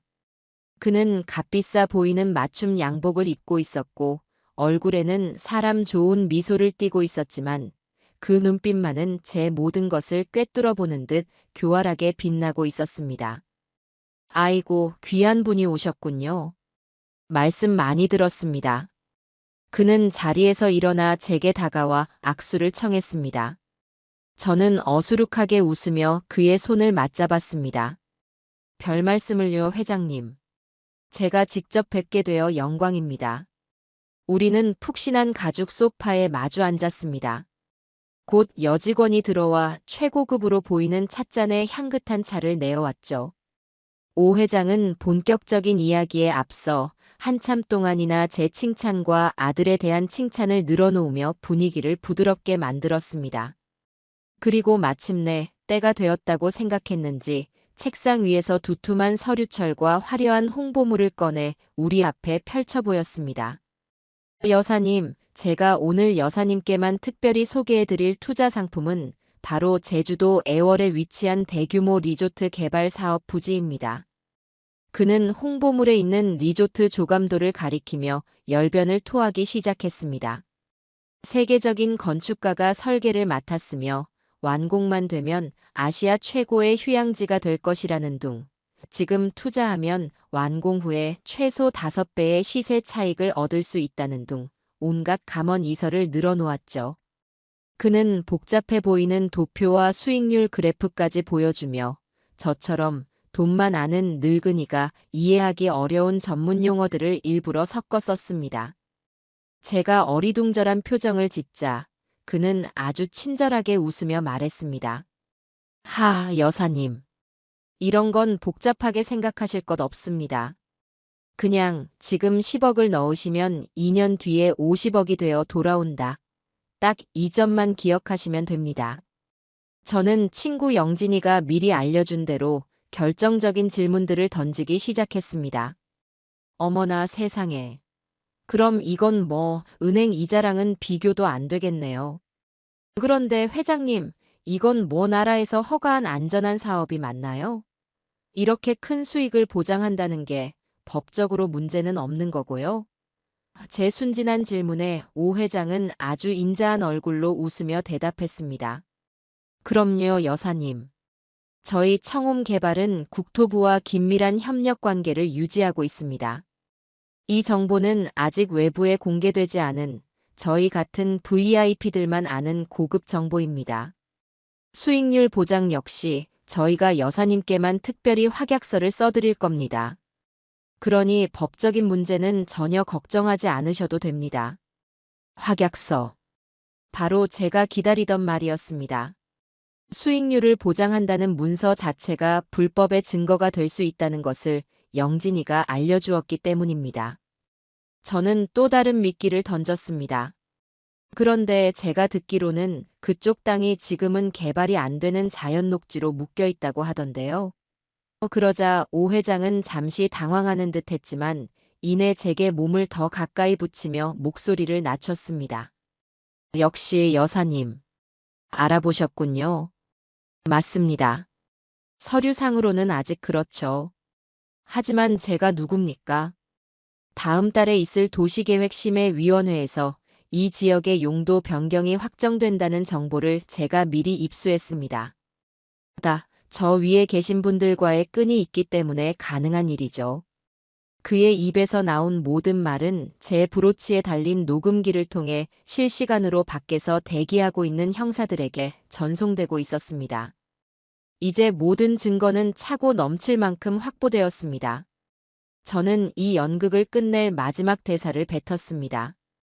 회장님 말씀만 들어도 벌써 부자가 된 것 같네요. 좋아요. 저 투자하겠습니다. 제 전 재산을 전부 다 걸어보겠어요. 제가 가진 땅이랑 예금 전부 정리하면 한 50억 정도는 될 겁니다. 50억. 그 액수를 듣는 순간 오 회장과 박나리의 눈이 탐욕으로 번들거리는 것을 저는 똑똑히 보았습니다. 그들은 서로의 얼굴을 마주보며 승리의 미소를 교환했죠. 하지만 저는 마지막 조건을 내걸었습니다. 그런데 회장님, 제가 배운 건 없어도 돈 문제만큼은 확실해야 한다는 신조를 가지고 살았어요. 이렇게 큰 돈인데 계약은 은행에 가서 했으면 좋겠네요. 은행 지점장님 같은 높은 분이 보는 앞에서 도장을 찍어야 제 마음이 놓일 것 같아서요. 그리고 돈도 그 자리에서 바로 송금해드리고요. 제 유난스러운 성격 때문에 그러니 좀 번거로우시더라도 이해해 주시겠어요? 제 말에 오 회장의 미간이 미세하게 찌푸려졌습니다. 잠시 망설이는 기색이 역력했죠. 아마도 자기들의 통제 구역을 벗어나는 것에 대한 불안감 때문이었을 겁니다. 저는 그가 거절할 수 없도록 쐐기를 박았습니다. 아이고, 제가 너무 까다롭게 굴었나 보네요. 이렇게 큰 돈을 움직이는 게 처음이라 겁이 나서 그랬습니다. 정 곤란하시면 그냥 없던 일로. 제 말이 채 끝나기도 전에 오 회장은 다급하게 말을 잘랐습니다. 아닙니다, 여사님. 무슨 그런 섭섭한 말씀을. 당연히 여사님 편하신 대로 해드려야죠. 고객의 안전과 신뢰를 최우선으로 생각하는 것이 저희 청홈 개발의 경영 철학입니다. 그럼 내일 오전에 여사님께서 지정하시는 은행 VIP실에서 뵙도록 하지요. 하하. 거대한 월척이 제 낚싯바늘을 완전히 삼켜버린 순간이었습니다. 저는 속으로 쾌재를 불렀지만 겉으로는 그저 기뻐서 어쩔 줄 모르는 늙은이처럼 활짝 웃었습니다. 사무실을 나오면서 박나리는 제 팔짱을 끼고 어머님, 정말 대단하세요. 이제 저희 정말 가족이 되는 거네요. 라며 제잘거렸습니다. 저는 그녀의 등을 토닥이며 말했습니다. 그럼 이제 우리 아들 경수 앞길도 활짝 피겠구나. 다 아가씨 덕분이야. 우리는 그렇게 서로 다른 꿈을 꾸며 마지막 무대가 될 은행으로 향할 약속을 잡고 헤어졌습니다.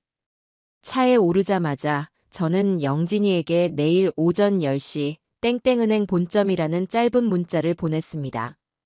이제 주사위는 던져졌고 이 지독한 사기극의 막이 내릴 시간도 얼마 남지 않았습니다. 마침내 심판의 날, 약속한 아침이 밝았습니다.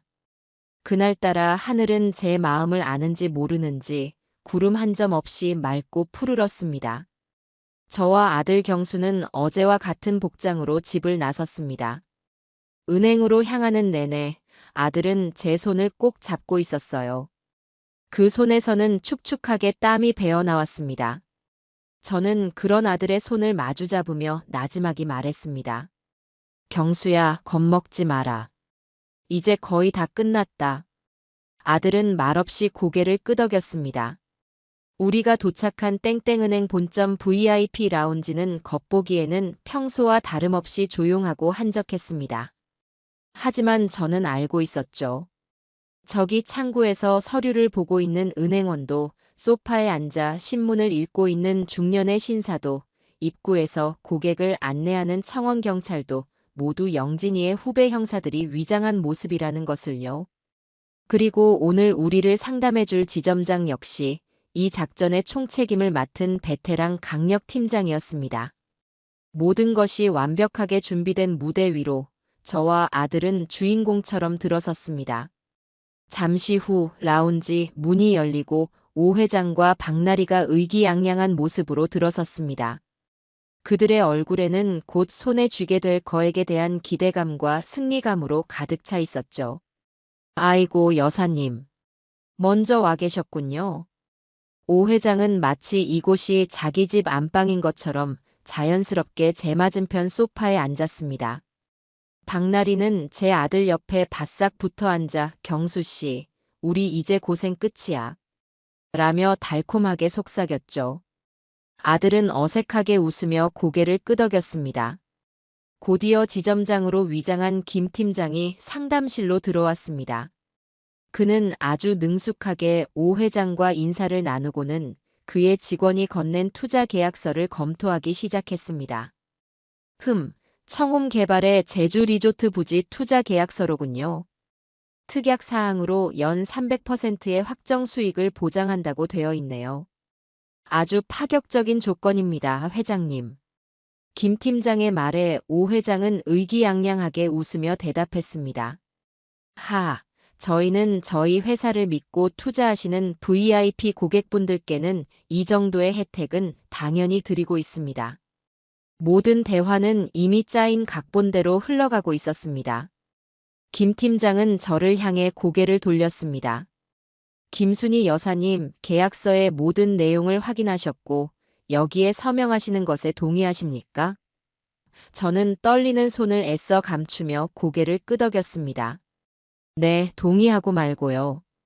이제 지긋지긋한 가난은 끝이라고 생각하니 손이 다 떨리네요.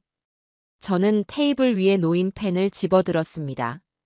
제 작은 움직임 하나하나에 상담실 안의 모든 사람들의 시선이 집중되었습니다. 오 회장과 박나리는 거의 숨도 쉬지 않고 제 손끝을 바라보고 있었죠.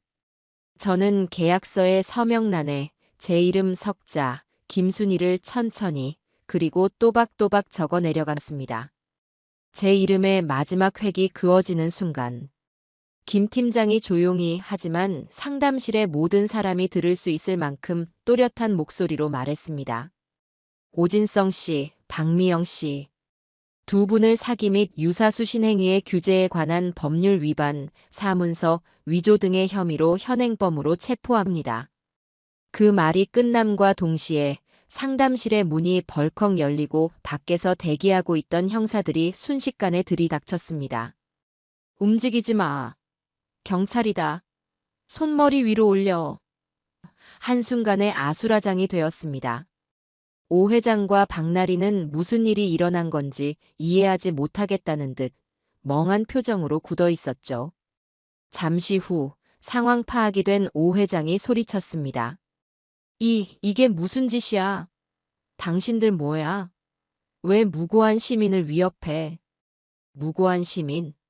당신이 지난 5년간 수십 명의 피해자들에게서 뜯어낸 돈이 얼마인지 잊었나 보군. 김 팀장은 오 회장에게 다가가 차가운 쇠고랑을 그의 손목에 채웠습니다. 그제야 모든 것이 함정이었음을 깨달은 박나리의 얼굴이 일그러지기 시작했습니다. 천사 같던 그녀의 얼굴은 온데간데 없고 그 자리에는 증오와 분노로 가득 찬 악귀의 얼굴만이 남아 있었죠. 그녀는 저를 향해 악을 쓰며 달려들려고 했습니다. 이 할망구가 감히 나를 속여? 내가 너 같은 거 가만둘 줄 알아.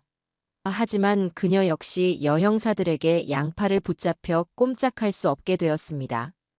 그리고 바로 그 순간 이 연극의 가장 하이라이트라고 할 수 있는 장면이 펼쳐졌습니다. 모든 희망이 사라졌다고 생각한 박나리는 분노의 화살을 가장 만만하다고 생각했던 제 아들에게로 돌렸습니다. 그녀는 붉게 충혈된 눈으로 아들을 노려보며 입에 담을 수 없는 욕설을 퍼붓기 시작했습니다. 이 멍청한 마마보이 자식아. 너 때문에 그거 하나 제대로 구워 삶지 못해서 내가 이 꼴을 당하잖아. 이 한심한 놈아. 너가 네 엄마만 제대로 설득했어도 지금쯤 우린 돈방석에 앉아있을 거라고. 이 무능한 놈아. 그녀의 추악한 본 모습이 만천하에 드러나는 순간이었습니다. 아들은 아무 말 없이 싸늘하게 식은 눈으로 자신의 인생을 망칠 뻔했던 악마의 마지막 발악을 지켜보고 있었습니다. 그 순간 은행 밖에서 대기하고 있던 사채업자들이 돈을 받으러 왔다가 잠복해 있던 다른 형사들에게 모조리 체포되었다는 무전소리가 들려왔습니다. 모든 것이 완벽하게 끝난 것입니다. 박나리는 형사들에게 끌려나가면서까지 끝까지 저와 아들을 향해 저주를 퍼부었습니다. 그 추악한 몰골을 보고 있자니 그동안의 분노와 억울함이 눈 녹듯 사라지고 대신 깊은 허탈함과 연민마저 느껴졌습니다. 텅 빈 VIP 라운지에 저와 아들은 한동안 말없이 서 있었습니다. 창밖으로는 여전히 평화로운 세상이 펼쳐지고 있었죠. 길고 길었던 악몽이 드디어 끝난 것입니다. 저는 아들의 손을 잡았습니다. 아들은 저를 바라보며 아주 오랜만에 정말 환하게 웃어 보였습니다. 그 미소를 보는 순간 저는 이 힘든 싸움을 시작하길 정말 잘했다고 마음속 깊이 생각했습니다. 그날의 소동은 한편의 영화처럼 막을 내렸고 그 후의 일들은 일사천리로 진행되었습니다. 저와 아들은 경찰서에서 참고인 조사를 받았습니다. 저는 그동안 제가 모았던 모든 증거, 즉 예단 가게에서의 녹취 파일과 박나리의 여러 신분이 담긴 인터넷 게시물 캡처 사진, 그리고 마지막 작전에서 확보한 오 회장의 목소리가 담긴 녹음 파일까지 전부 경찰에 제출했습니다. 제 증거는 결정적인 역할을 했습니다. 경찰은 청홈 개발 사무실을 압수수색하여 수십 건의 대포 통장과 이중장부를 확보했고 그들이 지난 몇 년간 벌여온 사기 행각의 전모를 밝혀낼 수 있었습니다. 이 사건은 언론에 대서특필되었습니다. 70대 노모의 기지로 수백억 원대 부동산 사기단 일망타진이라는 자극적인 제목의 기사들이 신문과 텔레비전 뉴스를 도배했죠. 제 얼굴이 모자이크 처리되어 뉴스에 나오는 것을 보니 기분이 참 이상했어요. 언론 보도가 나간 후 전국 각지에서 숨어있던 피해자들이 용기를 내어 경찰서로 찾아오기 시작했습니다. 민지 양의 오빠 역시 경찰서에 찾아와 피해 사실을 모두 진술했고 다른 피해자들과 함께 법적인 절차를 밟기 시작했습니다. 거대한 악의 고리가 저의 작은 용기 하나로 인해 마침내 끊어진 것입니다. 오 회장과 박나리를 비롯한 사기단의 일원들은 모두 재판에 넘겨져 자신들의 죗값에 합당한 무거운 형량을 선고받았다는 소식을 나중에 전해 들었습니다. 모든 것이 끝나고 우리 모자의 삶에도 새로운 일상이 찾아왔습니다. 아들은 더 이상 빚 독촉에 시달리지 않게 되었지만 자신이 저지른 과오에 대한 책임은 스스로 져야 한다며 더욱더 성실하게 일하기 시작했습니다. 낮에는 회사에 다니고 저녁에는 대리운전을 하며 빚을 갚아나갔죠. 고된 생활이었지만 아들의 얼굴에서는 예전처럼 어둡고 절망적인 그늘을 찾아볼 수 없었습니다. 땀 흘려 일하는 것의 정직함과 소중함을 깨달은 사람의 건강한 얼굴만이 남아있을 뿐이었어요.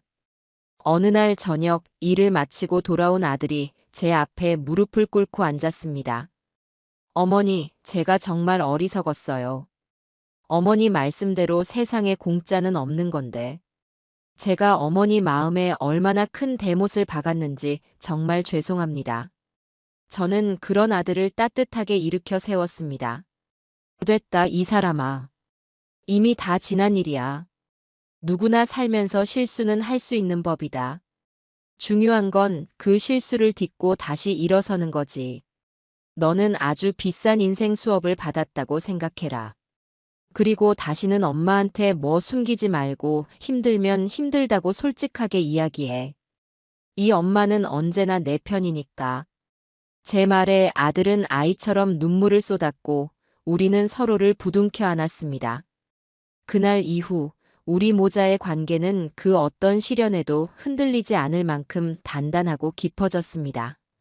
시간이 조금 더 흘러 저는 민지 양과 그 오빠를 저희 집으로 초대했습니다. 아직은 얼굴에 그늘이 남아 있었지만 그래도 예전처럼 삶을 포기한 사람의 눈빛은 아니었습니다. 오빠는 제게 몇 번이고 고개를 숙이며 감사하다고 말했습니다. 아주머님 덕분에 저희는 다시 살아갈 용기를 얻었습니다. 이 은혜는 평생 잊지 않겠습니다. 저는 그들의 손을 잡고 따뜻한 밥을 차려주었습니다. 그날 우리는 지나간 아픔을 이야기하며 함께 울고 웃었습니다. 그리고 앞으로는 서로에게 좋은 이웃이 되어주기로 약속했죠. 모든 폭풍이 지나가고 평화로운 일상이 돌아온 어느 가을날 오후였습니다. 저는 거실 소파에 앉아 새로 뜨기 시작한 아들 녀석의 목도리를 한 코 한 코 뜨개질하고 있었죠. 바로 그때 조용하던 집안에 전화벨 소리가 울려 퍼졌습니다. 이번 사건을 담당했던 김 팀장이었습니다. 고개를 갸웃하며 전화를 받자 수화기 너머로 익숙하면서도 씩씩한 목소리가 들려왔습니다. 바로 이번 사건을 담당했던 강력팀의 김 팀장이었어요. 그는 먼저 제 안부를 정중하게 묻고는 다름이 아니라 경찰서 내부적으로 감사장을 전달하고 싶은데 혹시 잠시 와주실 수 있겠냐고 조심스럽게 부탁했습니다. 며칠 뒤 저는 몇 년 만에 옷장 깊숙한 곳에서 가장 아껴두었던 고운 분홍색 블라우스를 꺼내 입었습니다. 그간 가슴에 응어리가 져 있어 차마 밝은 옷을 입을 생각도 못했는데 이제는 그래도 괜찮을 것 같았어요. 경찰서에 들어서는 발걸음은 어색했지만 예전처럼 불안하거나 두렵지는 않았습니다. 김 팀장의 안내를 받아 들어간 회의실에는 수사에 참여했던 모든 형사님들이 저를 기다리고 있었습니다. 제가 들어서자 그들은 모두 자리에서 일어나 뜨거운 박수를 보내주었죠. 얼떨떨한 기분으로 앞으로 나가자 경찰서장님께서 직접 제 손을 잡으시며 감사장을 건네주셨어요. 김순희 여사님의 용감한 시민 정신이 없었다면 저희도 이 사건을 해결하기 어려웠을 겁니다. 진심으로 감사드립니다. 그 말을 듣는데 어색하고 쑥스러우면서도 가슴 깊은 곳에서부터 뜨끈한 무언가가 차오르는 것을 느꼈습니다. 먼저 간 영감이 이 모습을 봤으면 얼마나 자랑스러워했을까 그런 생각도 들었고요. 감사장 수여식이 끝나고 김 팀장은 저를 자신의 사무실로 안내해 따뜻한 녹차를 한 잔 대접했습니다. 그는 잠시 머뭇거리더니 아주 조심스럽게 다른 제안을 하나 꺼냈습니다. 김순희 여사님, 실은 저희가 부탁드릴 것이 하나 더 있습니다. 혹시 괜찮으시다면 저희가 관내 노인정이나 복지관을 돌며 어르신들을 대상으로 금융 사기 예방 교육을 하는데 여사님께서 직접 경험담을 한번 이야기해 주실 수 있을까요? 김 팀장은 말을 이었습니다. 저희 경찰관이 100마디 하는 것보다 여사님처럼 직접 겪고 또 지혜롭게 이겨내신 분의 살아있는 말씀 한마디가 비슷한 위험에 처한 다른 어르신들께는 훨씬 더 큰 도움이 될 겁니다. 제발 저희를 좀 도와주십시오. 처음에는 손사래를 쳤어요. 아이고, 제가 뭘 안다고요. 저는 그냥 평생 집에서 살림만 하던 늙은이인걸요. 남들 앞에 서서 이야기 같은 건 해본 적도 없는걸요. 완강히 거절하고 집으로 돌아왔지만 그날 밤 잠이 오지 않았습니다. 곰곰이 생각해보니 이것이야말로 제가 할 수 있는 새로운 일이라는 생각이 들더군요.